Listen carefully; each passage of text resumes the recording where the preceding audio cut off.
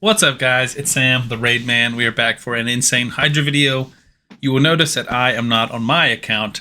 I am actually on my brother-in-law's account, Bacon Boy. He has a unbelievable account with lots of mythicals and lots of champions I do not have.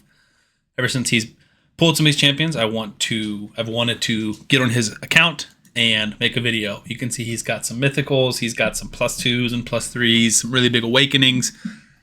So we're testing a just insane damage Nightmare Hydra video. So first up, champions we're going to be using today: Hierophant, Lazarius, Insane Mythical. I'm briefly going to go over their kits, but there's a lot going on, especially with mythicals.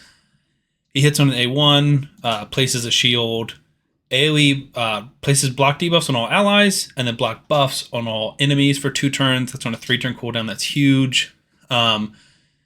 Fills the turn meter of all allies by 20%. Decreases enemy turn meter. Doesn't work in Hydra. Increase attack and strengthen on all allies. That's a very big ability. His passive, he places Perfect Veil. He can also revive champions with his passive for each turn.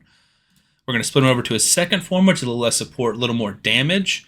A1, all of these hit really hard. It stacks his attack every time he uses this, which is really, really cool. AoE ignores shield and increased defense. Cleanses himself. He does more damage for how many debuffs he cleanses. Attacks one enemy, will ignore ally protect and shields. This is more of an arena ability, but it still hits hard. And then he places increased attack, increased crit damage. And then when he kills people, he resets the cooldowns, which is fine. He's got a 25% speed aura on all battles, which is big. We've got him in a 3-star lightning cage. Savage gear, total stats, 6,000 attack, 255 speed, full crit rate, 282 crit damage. Also his block buffs over here. Ignores 20% resistance because it does have the book. So we should be able to land that. The second champion we're going to be using is Michinaki, who has a 5-star temporal chains. I would probably recommend Crushing Ren, to be honest. He's our hex champion / damage dealer. 5,000 defense on the dot, 252 speed, 97 crit rate. Come on. 216 crit damage, 333 accuracy, and relentless. He's got hex, decreased defense, decreased attack, HP burn on the A1 with a chance of ally attacking. Next up, we've got Venus, who's not necessarily a necessity, but she's in a provoke set. She does a lot of damage, and I think that she's going to work pretty well. She's going to be a provoker, which is a little bit RNG, but the goal is to kind of wreck heads before the decay can cleanse too much. We've got Acrizia. Oh my, what a champion. Just enemy max HP. Probably my most wanted PvE champion in the game. 2-star Crushing Ren. She's just going to do some insane numbers. Obviously, I'm bringing in my favorite, my boy Shamail down here. I think he's got 2 of them. We're bringing in this guy. A little bit of damage, a little bit of survivability. And then lastly, we are bringing in Nekmothar, another one of my most wanted. He is Eastrid, but slightly better. So he is going to be, he's relentless, increased speed, fills turn meter, gains an extra turn, decreased speed and leech, AoE on the A1, decreased attack. He's good in Relentless. He's also good in Provoke or in Curse Set. I would probably build him in Curse Set if I had him, to be honest. So, I've already set the team up. I tested it just for a little bit. Seems to be working okay. And it's this one right here. So we've got Lazarius in the lead, then Acrizia, which Inquisitor, once we get the Head of Mischief out, will boost these guys. I want to show you kind of a little bit of interactions, and we'll kind of speed it up, see what crazy damage numbers we can get to. Nekmo is the fastest. We're increasing turn meter. We're placing decreased speed. Get it on all the heads. We're placing decreased defense and weaken. Now this is the tough part. We need to place a provoke this time or next turn. We did not get it there, which is tough. So we're going to get one more chance. If not, we'll reset. Increase turn meter, increase attack. Acrizia is going to go AoE twice. Bang. Ton of damage. He gets an extra turn. We're just going to go A3 here. Somewhere near max HP. 370, 380. Look at that. 750 million damage just like that. The Hex is a necessity. That's really going to start boosting our damage. Shamail with a few 80s and 90s. Nekmo with an A1. Here goes our second Venus turn. We really need a provoke here. I hate the provoke set. All right, try one more time. I won't talk as much. We'll kind of speed through it. I think once we get the first provoke off, we can really start, target that head first and then kind of hopefully control the fight from there on out. Once we start decapitating heads, should get easier. So first chance here. Got it. Okay, I think we're good now. Not necessarily, but I think we're at least good to start and kind of get going. Another extra turn with Acrizia. We love it. We're trying to get the Head of Decay down. Once Hex is out, we're going to start just targeting the dead head, doing as much damage as we can. And got Hex out everywhere. Beautiful. He's already at like 2/3 health. The Clan Boss or the Hydra hasn't even taken a turn yet. Nekmo A1, play some decreased attack. HP burns everywhere. Gonna place block buffs and block debuffs on ourselves. We did get resisted once. Probably want Lazarius in a little bit more accuracy. I think he mostly uses them in arena, which makes sense. We do have HP burn there for now, meaning that it is going to be Poison Cloud just not doing anything, basically. So I've reapplied the HP burn. We lost our Provoke, so we either need to kill this head or we need to provoke it again. He is half health, 172 in the A1 by Acrizia. See if we can get it with Venus. We did not, and we filled up her debuff bar. So we really need to get that as soon as possible. Gonna switch forms with Lazarius, try and get some damage out. Michinaki did get provoked. 129 there, 41 on the A1 with Michi. Come on. I think he might get a cleanse off, to be honest with you. Michinaki's losing his turn. We are going to get some turn meter, so we can get back to an Acrizia hit. Maybe we can get back to a Venus hit. But even Venus, like, she can't provoke at this point because he has 10 debuffs. So our only hope is to try and kill it, which I just doubt we're able to. We're getting close, but I think he's going to get a turn. We're just going to keep pretending like he's not. Maybe if he's lucky, he'll cleanse himself, and we can keep the AoE cleanse away. Lazarius got provoked. That's a bummer. Come on, Michinaki, do it to him. He's getting low. There it goes. Dang it. And we got a Poison Cloud out. That stinks. Extra turn there. You love that. Let's get some more decreased attacks out. 2 weak hits there. You love that. This is always my least favorite part of Shmael.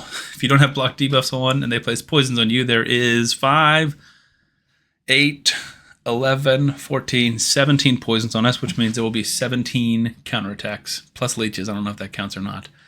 I don't know if he placed them, but we're just going to sit here for a few minutes. This is it. I mean, obviously this is not it. This hopefully should go a long time. The concern would be if Lazarius dies, I think the team dies.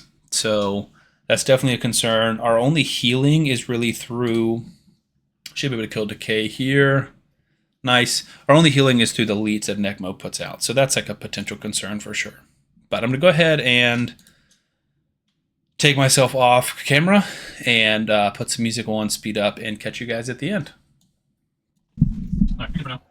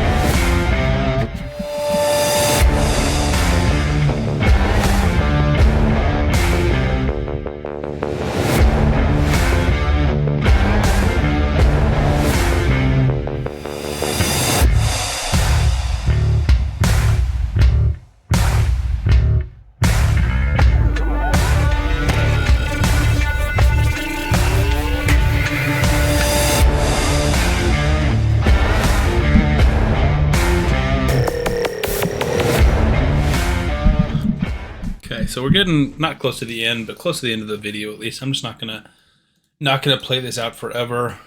I think this team could potentially reach the turn count limit. It's tough to say. The biggest issue I'm seeing is enemy max HP or our max HP being destroyed, which once we kill this head, we should get some of it back, but again, not all of it. So that's like eventually going to wear us down. We've gone a little bit over 30 minutes. I'm doing manual. You probably don't have to. I think this team is kind of just broken enough that you don't have to. I will say one thing. The Head of Mischief, I mean, their Head of Torment, I mean, is so good with Shamail boosting our turn meter. Laz is weird because he's perfect veiling himself. But I really think we're killing the head so fast. Like, I'm trying not to kill this head. I'm letting him get, Poison Cloud or Ally Protect or whatever if I can.